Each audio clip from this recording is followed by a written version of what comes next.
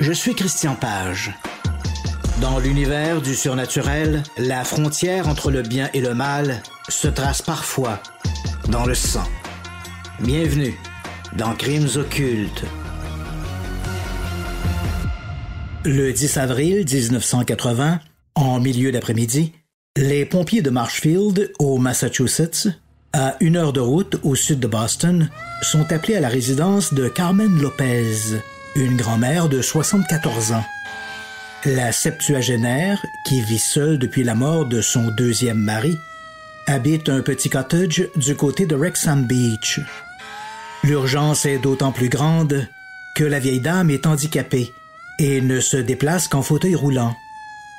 Lorsque les sapeurs arrivent sur les lieux, au 19 East Street, des flammes s'échappent déjà de plusieurs fenêtres. Plus inquiétant que le brasier, il y a l'absence de la locataire. Personne ne l'a vue. Des voisins racontent l'avoir croisée plus tôt, mais depuis, on est sans nouvelles. Il n'y a aucun doute qu'elle était bien chez elle en matinée, avant que le feu ne se déclare. Les pompiers vont mettre un moment avant de circonscrire l'incendie. Au milieu de ces décombres, les sapeurs trouvent le corps de la vieille dame. Elle est étendue dans la chambre principale, au pied du lit. Elle est recroquevillée en position fœtale, les mains jointes sur la poitrine, comme si elle priait, dira plus tard l'agent Ralph Poland de la police de Marshfield, appelé sur les lieux. Le corps est aussitôt envoyé à la morgue du comté de Plymouth pour autopsie. Au sous-sol, les enquêteurs de la police trouvent une boîte métallique et, à l'intérieur, des balles de calibre 38 peintes en or. Le même soir, des inspecteurs en incendie confirment ce que d'aucuns suspectaient depuis le début. Les flammes ont été allumées volontairement et un accélérant a été utilisé. Il s'agit d'un acte criminel. Et l'affaire ne s'arrête pas là. Le lendemain, la police de Marshfield apprend de la bouche du coroner que Mme Lopez était déjà agonisante au moment de l'incendie. Les traces de fumée et de suie découvertes dans ses poumons témoignent d'une faible inhalation. En revanche, la septuagénaire avait 4 impacts de balles, 3 à la poitrine et 1 dans le dos. Détail étonnant, les projectiles récupérés, de calibre 38, étaient peints en or, comme celles trouvées dans la mystérieuse cassette en fer blanc. Pourrait-il s'agir d'un premier indice laissé par l'assassin? Si ce meurtrier espérait faire disparaître toute trace de son crime en mettant le feu au cottage, c'est plutôt raté. Du moins en partie. Le corps ayant trop souffert de l'incendie, le légiste est incapable de déterminer si la septuagénaire a connu d'autres sévices.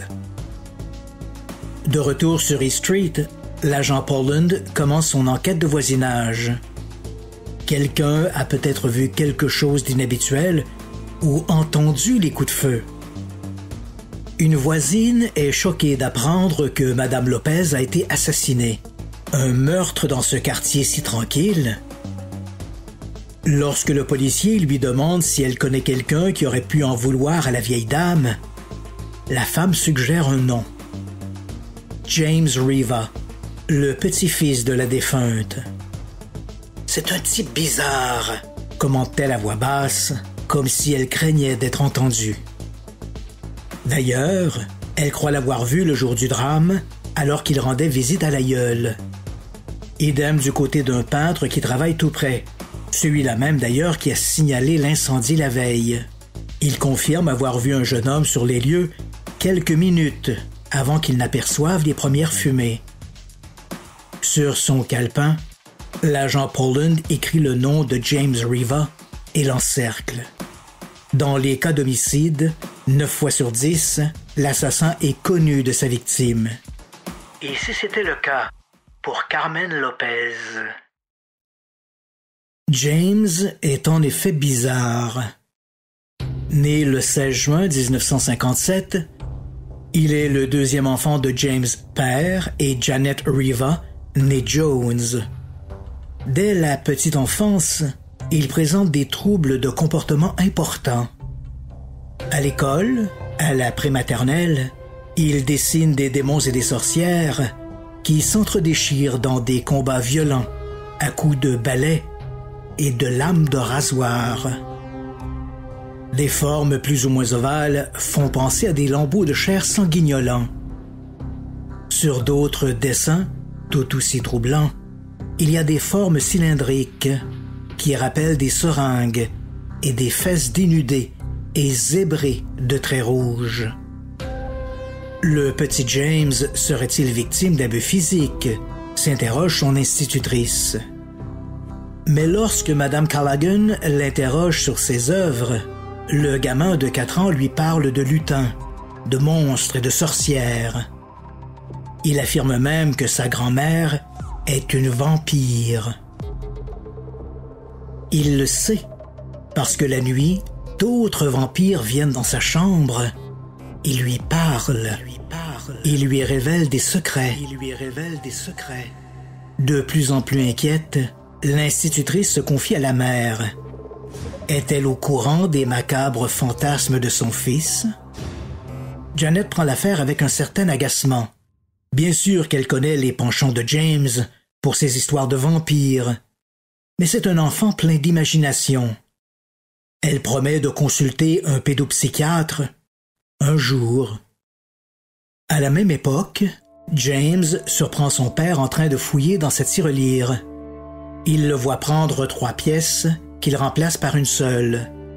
Pour l'enfant, trop jeune pour comprendre que 2 pièces de 10 cents et une pièce de 5 cents valent une pièce de 25, c'est clairement du vol.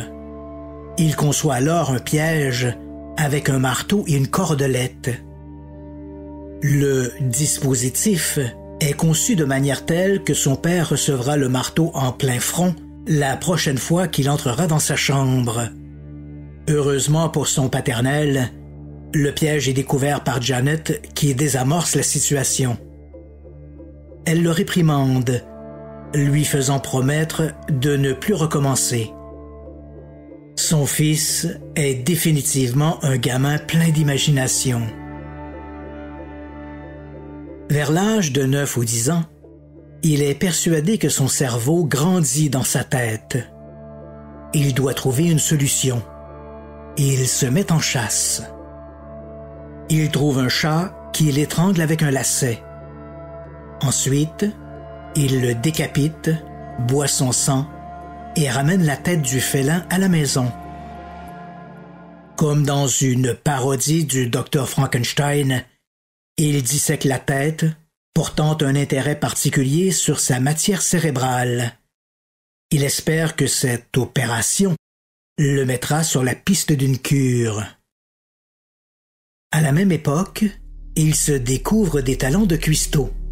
Sur une plaque chauffante qu'il a installée dans sa chambre, il se cuisine des petits plats gastronomiques.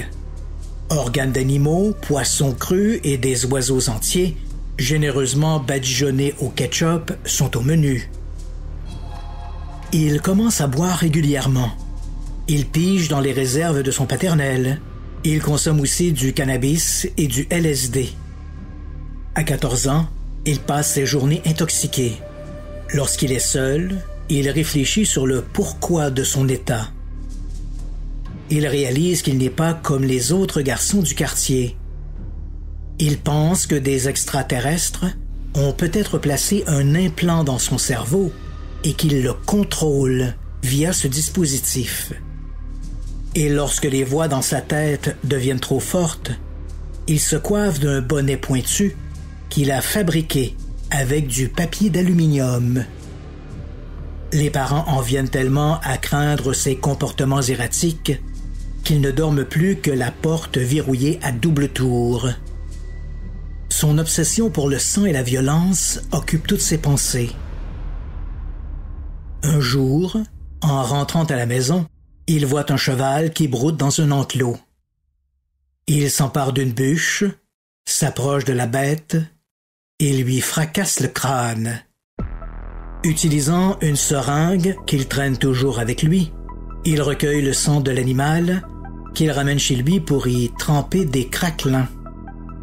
À la maison, il place dans les lieux passants des objets tranchants ou piquants, espérant que quelqu'un se blesse. Il pourra ensuite récupérer ses pièges pour y lécher le sang du malchanceux ou de la malchanceuse. À l'adolescence, James s'enlise inexorablement dans ses fantasmes. Il croit que le monde autour de lui est rempli de vampires et d'entités malfaisantes. La nuit, et de plus en plus souvent le jour, des voix dans sa tête lui parlent, le mettent en garde contre l'hostilité du monde. Elles l'informent qu'on lui aurait fait une lobotomie à son insu. Il doit se méfier de sa propre famille. Ses parents auraient dissimulé dans le grenier de la maison familiale des dispositifs pour contrôler son esprit. Son art évolue. Les dessins de sorcières et de gobelins de son enfance sont à présent remplacés par des collages d'images de femmes nues récupérées dans des magazines. Il ajoute sa touche personnelle en leur dessinant des blessures d'où s'écoulent des rivières de sang. Il est persuadé que dans les ténèbres, des hordes de vampires se livrent une guerre incessante.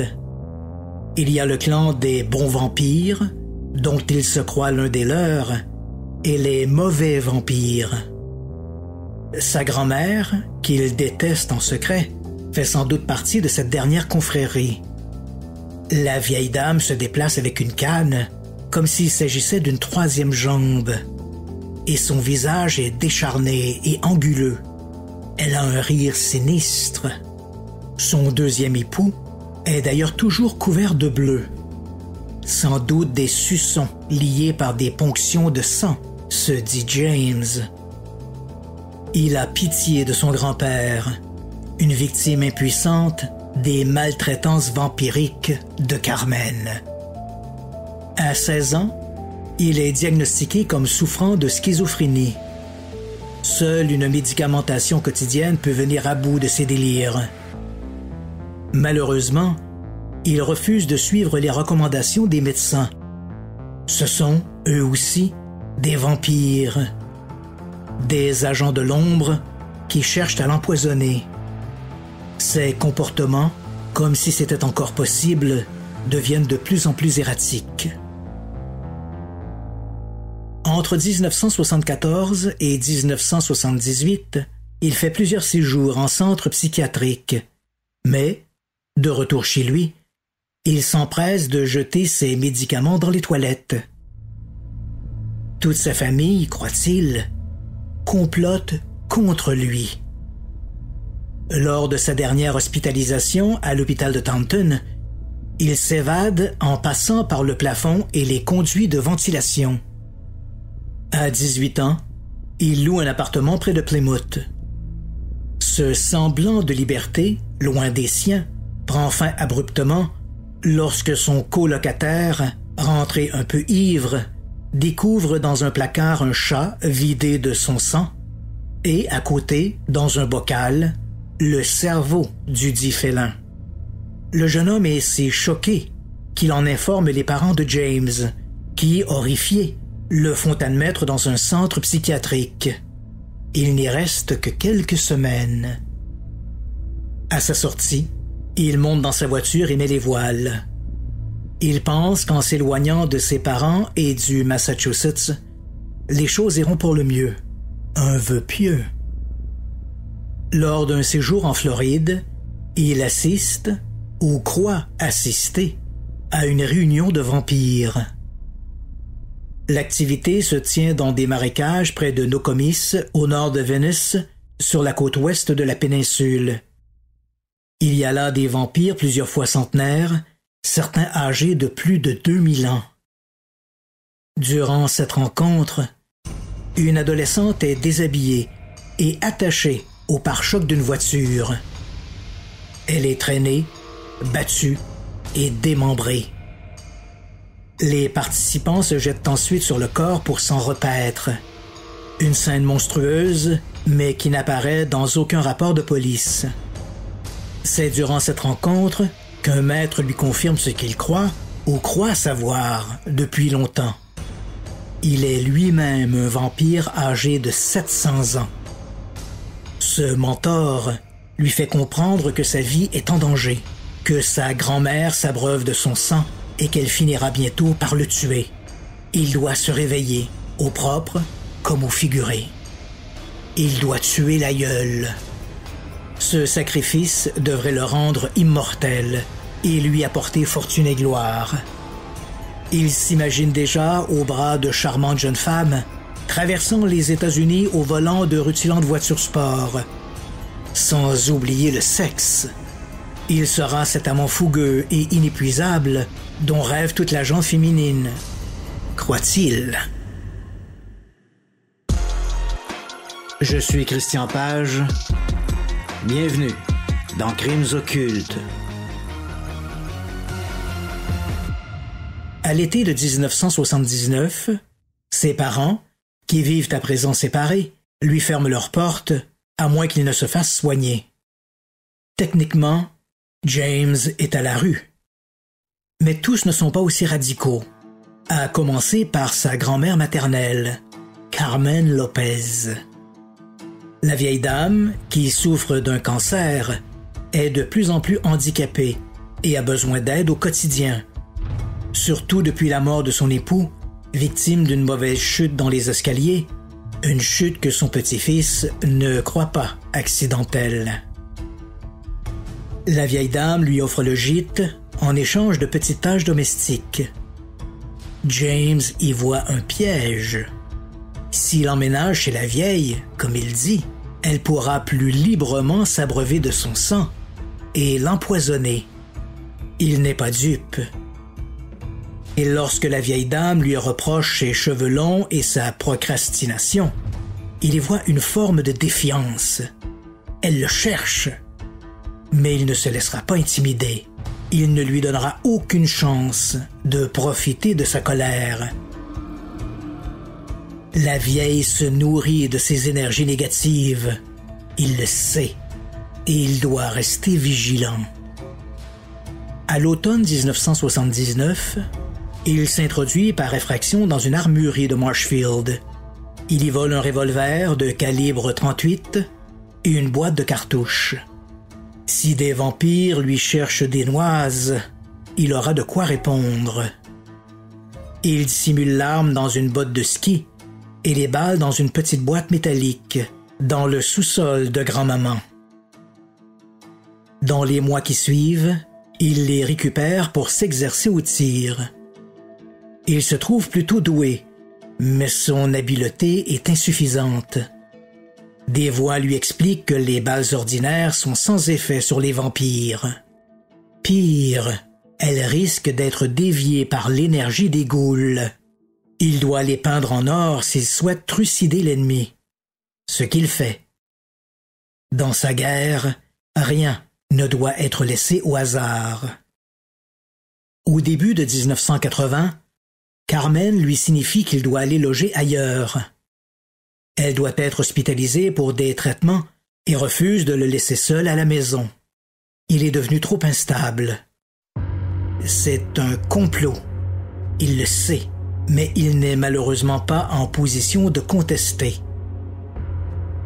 L'un de ses oncles, Henry Lopez, accepte de l'accueillir chez lui à Jamaica Plain, à la condition qu'il se cherche un emploi. Deal.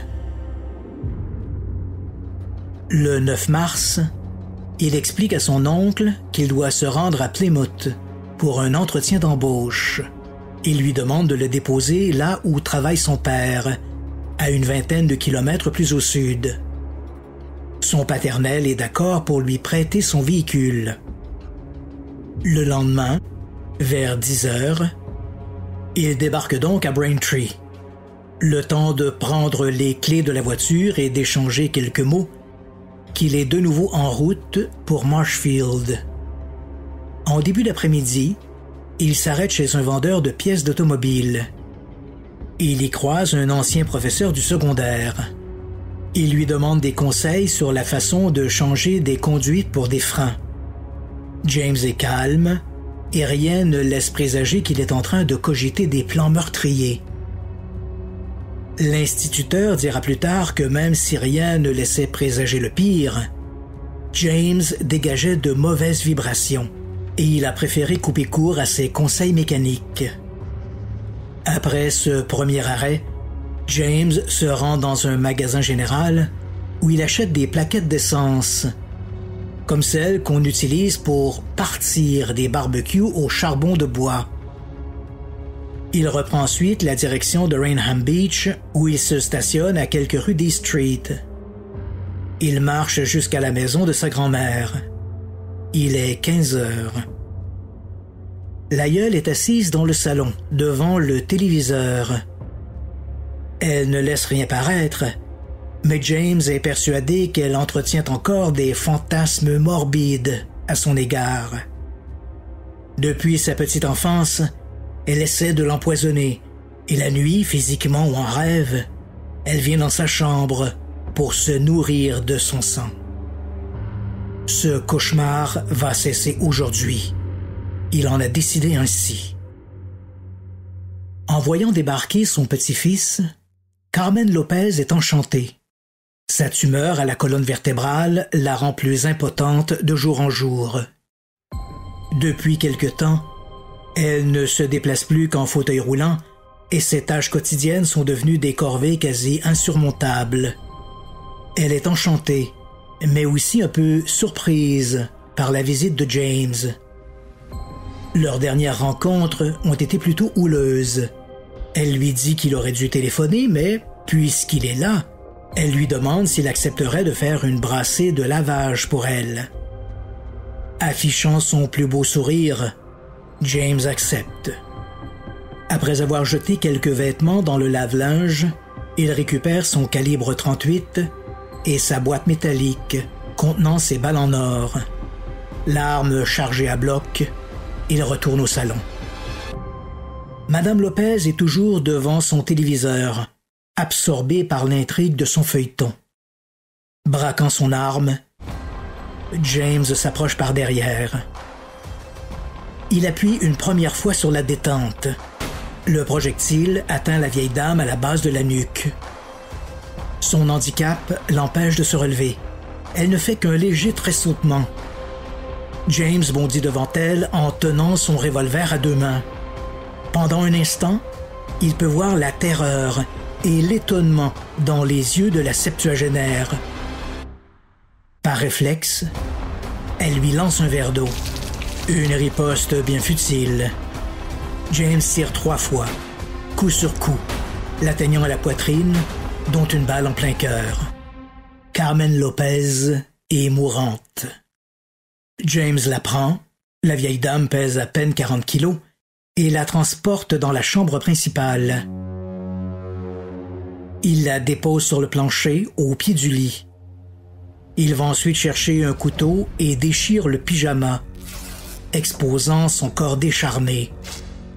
Il boit son sang, à même les trous laissés par les balles. Pour une raison obscure, il la poignarde aussi. Il amène également le fauteuil roulant qu'il place contre le matelas. De cette manière, les gens croiront que Madame Lopez est simplement tombée en voulant sortir du lit. Un bête accident, murmure-t-il en souriant. Au sous-sol, près du lave-linge qui n'a pas encore fini sa brassée, il trouve des solvants inflammables. Il remonte et asperge le corps. Il y dépose aussi ses plaques d'essence achetées plus tôt. Satisfait, il met le feu et part sans se presser. À peine 10 minutes se sont écoulées entre son premier tir et le moment où il quitte les lieux. James retourne à sa voiture et se remet en route. Il doit aller chercher son paternel au boulot. Chemin faisant, il s'arrête sur le bas-côté de la route pour dissimuler son revolver qu'il a caché dans un coffre à pêche. Il place la boîte dans un fossé et la recouvre de feuilles mortes. Comme l'assassin se stationne dans le commerce où travaille son père, James Riva père reçoit un appel. À l'autre bout du fil, une responsable du service des urgences l'informe que la maison de sa belle-mère, Carmen Lopez, est en feu. Il rejoint son fils dans la cour et, tout en s'installant au volant, il lui dit qu'ils doivent se rendre immédiatement à Wrexham Beach. « La maison de grand-maman Lopez est en feu », dit-il. Le jeune homme feint la surprise. Sur place, un pompier informe les Riva, père et fils, qu'ils ont découvert un corps. Tout porte à croire que Madame Lopez a péri dans l'incendie. Seule l'autopsie pourra le confirmer. Aux policiers sur place, James Riva père explique que la vieille dame vivait seule et qu'elle souffrait d'un cancer terminal à la colonne vertébrale. Elle venait d'ailleurs de rentrer d'un séjour à l'hôpital. Il promet de contacter son ex-épouse, la fille de Madame Lopez, qui vit à présent au Vermont. James fils ajoute qu'il est passé plus tôt en journée et que tout allait pour le mieux. Le lendemain de l'incendie, en rentrant au bureau, l'agent Poland est bien décidé à approfondir les allées et venues de ce James Riva fils. En comparant ses notes avec celles de ses collègues, il apprend que l'un d'eux s'est entretenu la veille avec le suspect. C'était devant la résidence de Madame Lopez, alors qu'on venait de découvrir son corps dans les décombres. James était accompagné de son père et semblait atterré par la nouvelle. Il disait l'avoir vue plus tôt ce même jour et qu'elle se portait bien. « Étrange », se dit l'agent Poland. Si James Riva fils est venu voir sa grand-mère durant son déplacement pour son soi-disant entretien d'embauche, pourquoi faire ce détour par Wrexham Beach? Il serait parti en matinée avec son oncle Henry de Jamaica Plain, en banlieue sud de Boston, pour aller chercher la voiture de son père à Braintree, à 20 km plus au sud.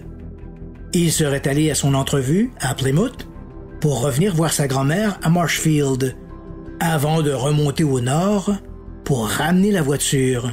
C'est beaucoup de va-et-vient. À la brigade, les agents sont d'avis qu'il faut approfondir cette piste. En fin d'après-midi, James est conduit au poste de Marshfield. Questionné par l'agent James Lopez, il jure n'être au courant de rien. Il ne se rappelle de rien, ni de son entretien d'embauche, ni de sa visite chez sa grand-mère. Il est franchement hostile. Puis, lorsque l'officier lui parle de cette boîte métallique et des balles en or découvertes après l'incendie, le suspect change de ton. Il dit que cette boîte lui appartient et exige qu'on la lui remette. Lopez refuse. James se lève et tente de le frapper. S'ensuit une courte altercation. James Riva est vite maîtrisé. Les policiers trouvent sur lui un couteau à cran d'arrêt. Il est accusé de voies de fait et transféré à la prison du comté de Plymouth. Il est aussi mis en accusation pour le meurtre de Carmen Lopez et l'incendie du 19 East Street. Il est transféré au centre de détention du Massachusetts, puis à l'Institut Bridgewater pour y subir une évaluation psychiatrique. Durant ces longues semaines, il refuse de parler de la mort de Madame Lopez. Le 6 juin, il est de nouveau transféré à la prison du comté. Les 10 et 12 juin, sa mère, Janet Jones, est autorisée à lui rendre visite. Du fond de sa cellule, il lui confie que c'est lui qui a tué la vieille. Il raconte tout. Sa longue guerre contre les mauvais vampires, qu'il est lui-même un bon vampire. Comment il a tué la septuagénaire et comment il a bu son sang. Il indique même où il a dissimulé le coffre à pêche contenant l'arme du crime. Janet est horrifiée. Je suis Christian Page. Bienvenue dans Crimes occultes. Dans le système judiciaire américain, qu'un procès soit tenu devant un juge seul ou en présence d'un jury, il y a deux questions fondamentales auxquelles la justice doit répondre. Primo, Le suspect est-il légalement responsable? En d'autres termes, au moment du crime, l'accusé pouvait-il raisonnablement faire la différence entre le bien et le mal? Segundo, le suspect a-t-il commis le crime qui lui est reproché au-delà de tout doute raisonnable? Dans l'éventualité d'un oui à cette deuxième question, le tribunal aura à déterminer le niveau de préméditation. Le crime est-il le fruit d'un geste spontané et irréfléchi ou, au contraire, l'aboutissement d'une longue planification? La réponse risque d'avoir d'importantes conséquences sur la peine à venir. Dans le cas de James Riva fils, les psychiatres et les psychologues sont d'avis que l'accusé souffre de schizophrénie. Ses délires ont été aggravés par ses excès d'alcool et de drogue, sans oublier son refus de suivre des traitements appropriés et de prendre une médication adéquate. Dans les premiers mois de son hospitalisation à Bridgewater, les médecins concluent qu'il est inapte pour un procès. À l'été 1981, les traitements soutenus et la bonne médicamentation permettent à James de retrouver un minimum de lucidité.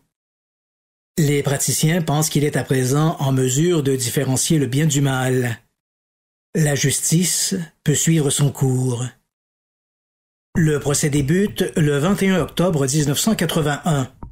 Dès le premier jour, son avocat, Maître John Spinale, demande d'exclure des pièces à conviction les aveux de son client faits à sa mère, venue le visiter au centre de détention du comté de Plymouth les 10 et 12 juin.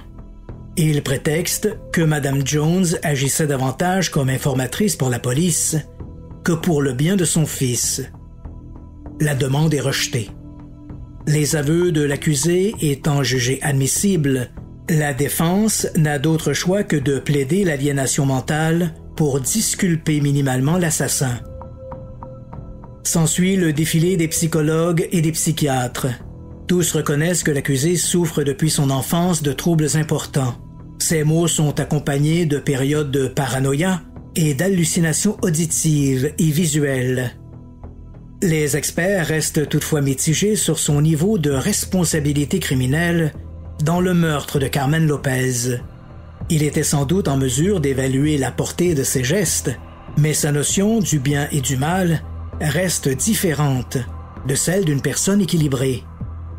Qui plus est, aucun médecin ne peut attester de l'état psychologique de James le jour du meurtre. Maître Spinale a aussi un autre cheval de bataille. Selon lui, James aurait souffert d'abus depuis sa petite enfance. L'avocat affirme le plus sérieusement du monde que sa mère aurait pratiqué des rituels de sorcellerie et l'aurait forcé à boire des concoctions spéciales. Le garçon aurait aussi été abusé sexuellement par son père, sa mère et une amie de sa mère. Ces prétentions ne s'appuient toutefois que sur les déclarations de l'accusé. Quelque part, c'est un peu l'hôpital qui se fout de la charité, réplique le procureur peu impressionné par ces allégations. Pour lui, l'accusé est prêt à tout pour minimiser sa responsabilité. Si ce ne sont pas les vampires, ce sont ses parents. Le procureur Cashman admet d'emblée qu'à cause de sa maladie, l'accusé vit dans un monde parallèle, mais il n'en reste pas moins persuadé que sa compréhension des événements était, et demeure, beaucoup plus grande que ne le laisse croire Maître Spinale. Maître Henry Cashman rappelle que dans cette affaire, la Cour n'a pas statué sur les raisons du crime, que ce soit pour détruire un vampire ou éliminer un trafiquant rival, mais de déterminer a. le niveau de responsabilité de l'accusé dans la mort de la septuagénaire et b. s'il réalisait qu'en abattant sa grand-mère, il commettait sciemment un geste illégal aux yeux de la loi. Pour le procureur, les faits parlent d'eux-mêmes. Des jours avant le crime, James a peint les balles en or pour s'assurer qu'elles répondent à ses critères meurtriers. Ce geste, à lui seul, prouve que l'accusé préméditait son crime depuis un certain temps. Mais réalisait-il qu'en abattant Mme Lopez, il commettait un crime? Questionne de manière rhétorique Maître Cashman à l'attention des jurés. Là encore, le doute n'est pas permis. Le jour du meurtre, James a raconté à son oncle, Henry Lopez, et à son père, James Riva père, des bobards au sujet d'un faux entretien d'embauche, et ce, afin de bénéficier d'un véhicule, celui de son père, pour mieux revenir à Marshfield pour tuer sa victime. Il a stationné la voiture 2 rues plus loin pour s'assurer que personne ne le remarque. Après avoir assassiné Madame Lopez, il a mis le feu à la maison, espérant faire disparaître son crime au profit d'un bête accident. Puis, en route pour Braintree, où il devait retrouver son père en fin d'après-midi, il a dissimulé le coffre contenant l'arme. Le procureur conclut: tous ces gestes prouvent non seulement que James Riva avait prémédité son crime, mais qu'il était parfaitement conscient que les gestes qu'il portait étaient répréhensibles. Les jurés sont de son avis. Le 30 octobre 1981, après moins de 3 heures de délibération, le jury, 9 hommes et 3 femmes, déclare James Riva II coupable de meurtre au second degré sur la personne de sa grand-mère, Carmen Lopez. Le juge, l'honorable Peter Brady, le condamne à la réclusion à perpétuité. Il est aussi tenu responsable de l'incendie du 19 East Street, ce qui lui vaut une peine consécutive de 19 à 20 ans supplémentaires. Le magistrat lui impose une peine de sûreté de 27 ans. En raison de ses troubles mentaux, James Riva prend la route de l'Institut psychiatrique de Bridgewater. Il y séjournera jusqu'en 1989, avant d'être transféré au pénitencier à sécurité maximum Walpole à Cedar Junction, au Massachusetts. En 2006, il est transféré au Old Colony Correctional Center, le pénitencier de l'hôpital psychiatrique de Bridgewater, où il est toujours incarcéré comme le prisonnier 38-533. Que ce soit à l'hôpital de Bridgewater ou au pénitencier Walpole, James Riva est un prisonnier à problème. Il accuse tous les gens autour de lui d'être des vampires et de vouloir l'empoisonner. Il doit régulièrement être placé à l'isolement. De la prison, il écrit de longues lettres de menaces à sa mère. Il l'accuse de tous les maux et d'avoir joué les indicts pour la police. En 1990, il poignarde un gardien de prison avec un couteau artisanal et le frappe avec le manche d'une serpillière. Il est accusé de voies de fait causant des lésions corporelles. Pour sa défense, il explique qu'il avait cessé de prendre ses médicaments depuis un moment et qu'il était retombé dans ses délires. Il était persuadé que le gardien en question se glissait dans sa cellule la nuit pour boire son liquide rachidien. Il est déclaré non coupable pour troubles mentaux. En prison, malgré qu'il jure au psychologue qu'il va mieux et qu'il a chassé ses pensées de vampire, il boit le sang des co-détenus en échange de services sexuels.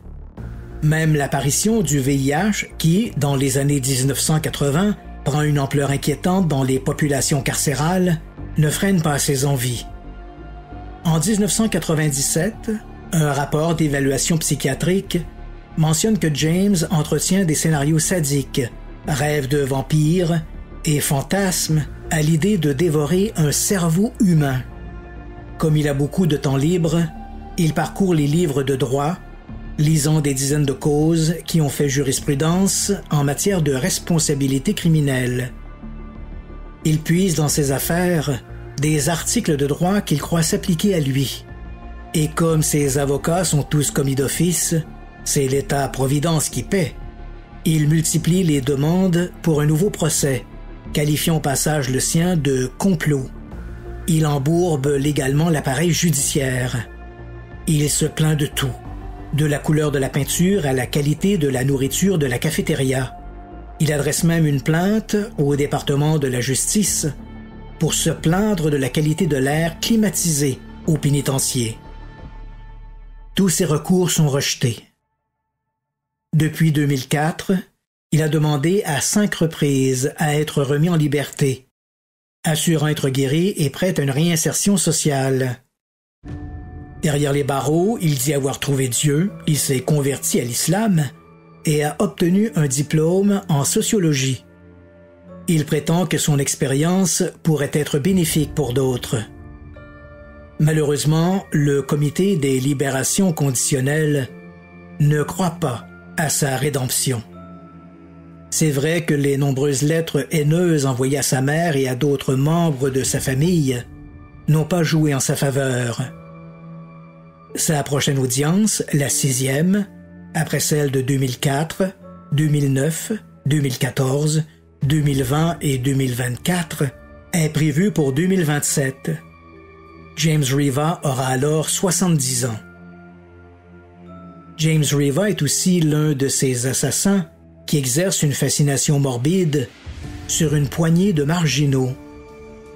Chaque année, il reçoit des lettres du monde entier d'admirateurs qui cherchent à obtenir du vampire de Marshfield, comme l'a surnommé la presse, sa signature, ou mieux encore des effets personnels, un crayon qu'il a utilisé, une pièce d'un vêtement ou, l'ultime mémorabilia, une mèche de cheveux. Dans le passé, les membres du Comité des libérations conditionnelles lui ont d'ailleurs reproché cette satisfaction apparente que lui procure cette attention.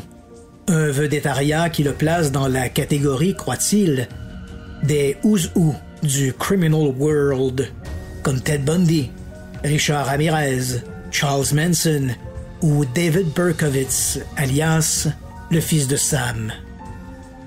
Ce commerce tordu n'a pas non plus échappé aux membres de sa famille élargie qui promettent d'être présents à la prochaine audition des libérations conditionnelles.